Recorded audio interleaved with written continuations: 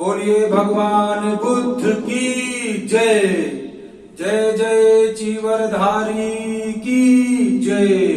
बोलिए विश्व गुरु भगवान बुद्ध की जय। मंगलम भगवान बुद्ध मंगलम माता यशोधरा मंगलम राजा शुद्धोधन मंगलम रानी महामाया मंगलम रानी प्रजापति मंगलम बहुजन प्रजा मंगलम श्रोताजन मंगलम संपूर्ण प्राणी जगत कर्पूर गौरम करुणावतारम संसार ज्ञानम ज्ञानेन्द्र विजयम सदा वसंतम हृदया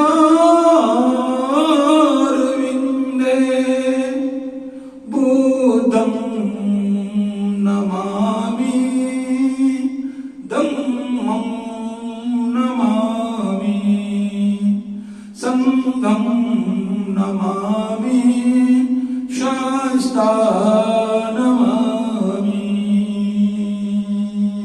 शास्ता नमामि।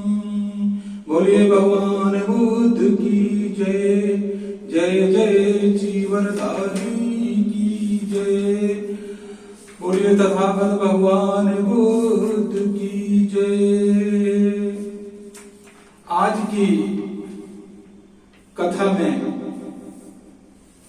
आपको कपिलवस्तु से संबंधित कुछ चर्चा करेंगे। आइए सुनते हैं।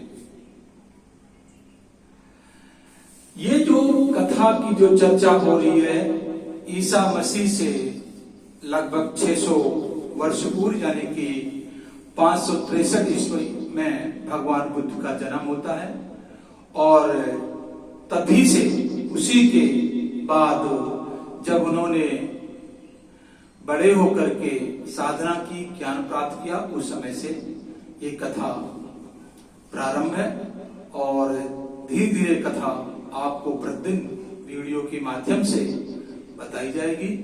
और आपसे विनम्र निवेदन है कि आप ज्ञान न्यूज को सब्सक्राइब करें, लाइक करें, कमेंट करें और यदि आपको भगवान बुद्ध की बातें अच्छी लगती हैं तो ये सबके साथ चर्चा करें। 2600 वर्ष पूर्व 2600 वर्ष पूर्व भारत के उत्तर पूर्व क्षेत्र थे। शाक्यों के राज्य में लोग राजा चुना करते थे।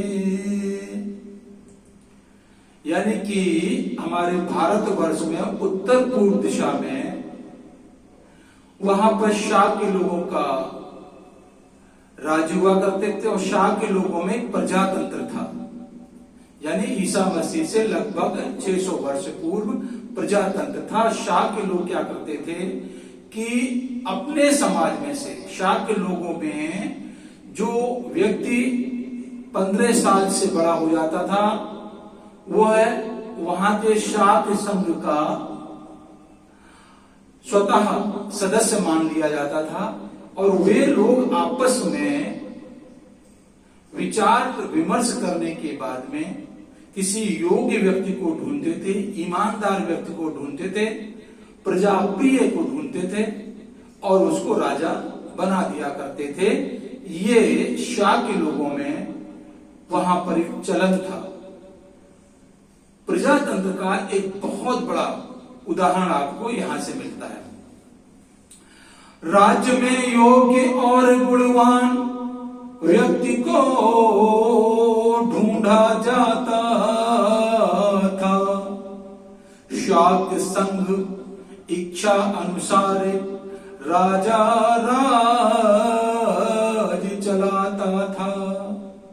जैसा कि अभी बताया कि शाक्य संघ, शाक्य के जो बड़े यानी 15 वर्ष से बड़े लोग हुआ करते थे, नर नारी कोई भी हो, वे लोग सुयोग्य व्यक्ति को, विद्वान व्यक्ति को, शासन प्रिय न्याय प्रिय व्यक्ति को ढूंढ करके राजा बना दिया करते थे।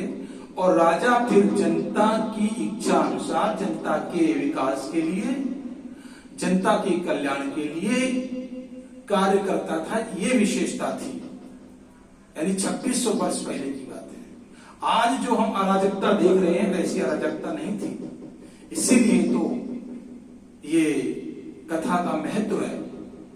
समझना यही है कि असली प्रजातंत्र था, शाक्य लोगों से शुरू हुआ था और उसको हम शनै शनै समझेंगे।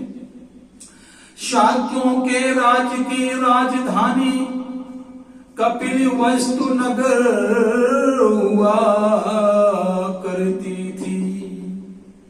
महान बुद्धिमानी कपिल मुनि के नाम से राजधानी जानी जाती थी।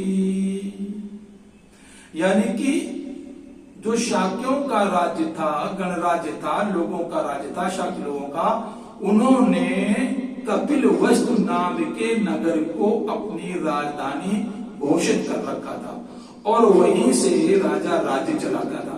अब प्रश्न ये उठता कि कपिल वस्तु जो नाम पड़ा शहर का, वो उस समय उनसे पहले कपिल मुनि नाम के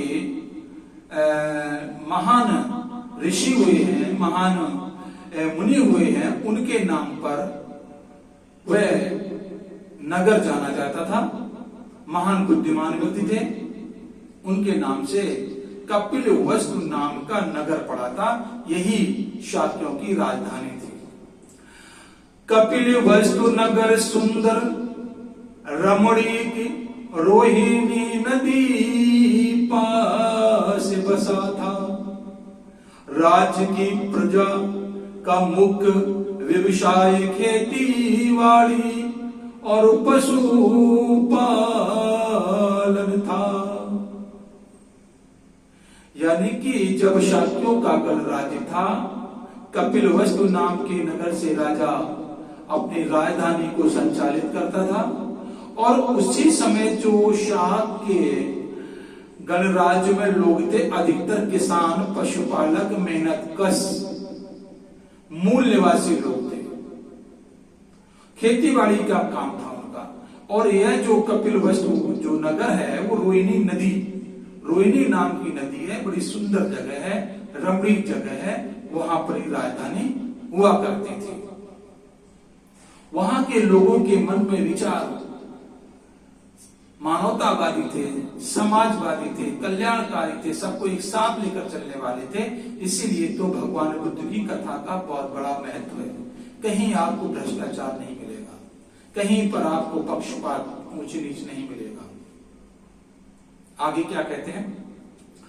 राज्य की प्रजा खुशहाल, बुद्धिमान, आपस में योगदान करती थी। अपनी इच्छा से प्रजा विचार विमर्श भी आपस में करती थी। यानी कि उस समय राजा के अधीन जो प्रजा होती थी, प्रजा बहुत खुशहाल थी, क्योंकि तत्कालीन राजा जो भी हुआ करता था शाक्यों का, वह प्रजा का संपूर्ण ख्याल करता था, संपूर्ण कल्याणकारी कार्य करता था। तो वहां के लोग जो बुद्धिमान लोग थे, वो भी राजा के सभी कार्यों में संपूर्णतः योगदान किया करते थे। किसी भी तरह की कोई समस्याएं नहीं थी, कोई प्रॉब्लम्स नहीं हुआ करती थी। और जो प्रजा हुआ करती थी, विचार विमर्श किया करते थे राजा के साथ। और उसी समय धीमे धीमे एक ऐसा चक्र चला कि शुद्धोधन नाम के एक व्यक्ति उन शाक्यों के बीच में ढूंढे गए, उभर के आए। सुने, शुद्धोधन पराक्रमी, बलशाली और बुद्धिमान सदस्य एक हुआ करता था। शाक्य संघ ने शुद्धोधन को कपिलवस्तु का राजा बना दिया। एक धीरे धीरे करके समय बदलता गया।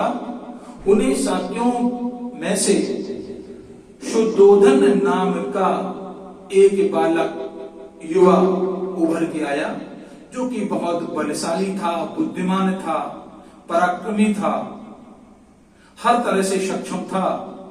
शाक्य लोगों की निगाह उस शुद्धोधन नाम के व्यक्ति पर पड़ी, उसकी स्वीकृति ली और उसके बारे में पूछा कि क्या आप राजा बनना चाहते हैं? तो राजा जैसे बनने वाले जिसको अवसर मिलेगा, भला मना कौन करेगा। उनकी स्वीकृति से शाक्य संघ के लोगों ने उनको राजा बना दिया। और वो इतने पराक्रमी थे कि आसपास के जो उथल पुथल करने वाले, यानी कि उनके राज्य पर अगर अटैक करने वाले थे, उनके साथ पराक्रम से वो संघर्ष करते थे। अपने पराक्रम से राजा शुद्धोधन ने पांडव जनजाति को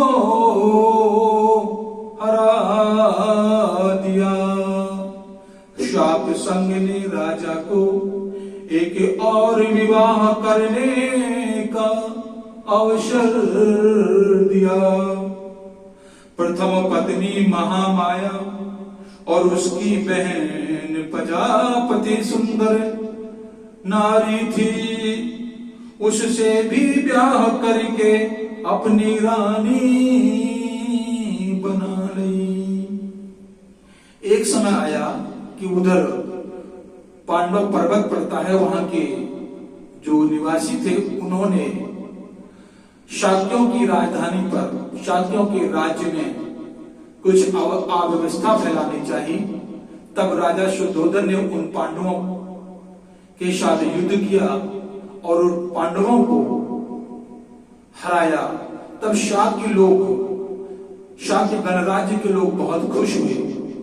तो राजा से कहा कि हम आपको उपहार स्वरूप एक आज्ञा देते हैं, यदि आप चाहें तो वो पूरा कर सकते हैं।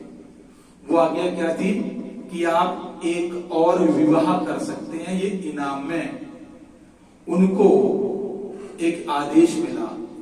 क्योंकि तुमने राज्य को सुरक्षित रखा है, तो तुम्हें गणराज्य शाक्य संघ के लोग तुम्हें बहुविवाह यानी कि एक और विवाह करने का अवसर प्रदान करता है। तब राजा शुद्धोधन ने कहीं और न जाकर के अपनी शाली के साथ, जो कि प्रजापति नाम था, उनके साथ विवाह किया। यानी कि राजा शुद्धोधन ने 2 शादियां की थी। प्रथम थी महामाया और दूसरी थी रानी प्रजापति। इस तरह से राजा शुद्धोधन ने 2 महिलाओं के साथ शादी की थी, यानी कि 2 पत्नियां थी राजा शुद्धोधन को। देवदह के कोली वंश की सुंदर 2 थी बेटियां, महामाया और प्रजापति बहने शुद्धोधन की बनी पत्नियां। शाक्यों का राज नेपाल में 50 मील तक फैला था। राजधानी कपिलवस्तु नगर थी। शासन एक सभा द्वारा होता था। ये आपको शाक्य लोगों के राज्य की रूपरेखा बताई जा रही है कि किस तरह से वे लोग अपने राज्य को चलाया करते थे। नेपाल जो वर्तमान समय में एक राज्य है यानी कि एक देश है, उस देश में 50 मील तक की दूरी पर शाक्यों का राज्य हुआ करता था, यानी कि वहां तक इनका राज्य फैला हुआ था, वहां तक की भूमि शाक्यों के अधीन थी,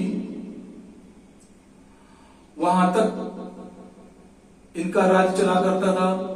और इन लोगों के जो सरकार की जो रूपरेखा थी वो एक सभा द्वारा, यानी कि शाक्य सभा हुआ करती थी, वह गवर्न करते थे, उसी में मंत्री हुआ करते थे। और संरचना बताई गई है, सभा भवन संस्थागार होता और शाक्य सभी सदस्य होते थे। संस्थागार एक भवन होता था, शाक्य के कुछ मुख्य लोग सदस्य हुआ करते थे। वैसे तो सभी 15 वर्ष से ऊपर की उम्र के सभी पुरुष नर सभी स्वतः सदस्य मान लिए जाते थे और उनको वही अधिकार हो जाते थे जो एक बड़े बुजुर्ग को होते थे, वो 15 वर्ष के सदस्य को भी होते थे। सदस्य संस्था सदस्य सभी प्रधान का चुनाव किया करते थे। राज्य का राजा एक समय अवधि के लिए होता था। राजा राज्य और सभाओं का संचालन किया करता था। ये उस समय की व्यवस्था थी कि सभी शाक्य लोग, सभी शाक्य के सदस्य लोग किसी व्यक्ति को राजा बनाते थे तो एक समय के अनुसार कुछ समय के लिए उनको बनाते थे। अगर राज्य अच्छा चलता था तो वही बना रहता था, नहीं तो बदल दिया जाता था। ये शाक्य लोगों की राज्य की व्यवस्था थी और राजा जो राज्य चलाता था वो सभाओं को संचालित करता था। तो इस तरह से उस समय सभाओं का संचालन राजा ही किया करता था, लेकिन सभा के सदस्यों के अनुसार ही वह कार्य करता था। तो इस तरह से जो राज्य था वह संपूर्णतः शांति में सुचारू रूप से अच्छी तरह से चला करता था। बोलो भगवान बुद्ध की जय। जय जय चीवरधारी की जय। अगली कथा अब अगले वीडियो में बताऊंगा। अगले वीडियो में आपको धार्मिक चित्रण और सामाजिक परिस्थितियों के बारे में बताऊंगा। तब तक के लिए बोलिए भगवान बुद्ध की जय। बोलो चीवरधारी की जय।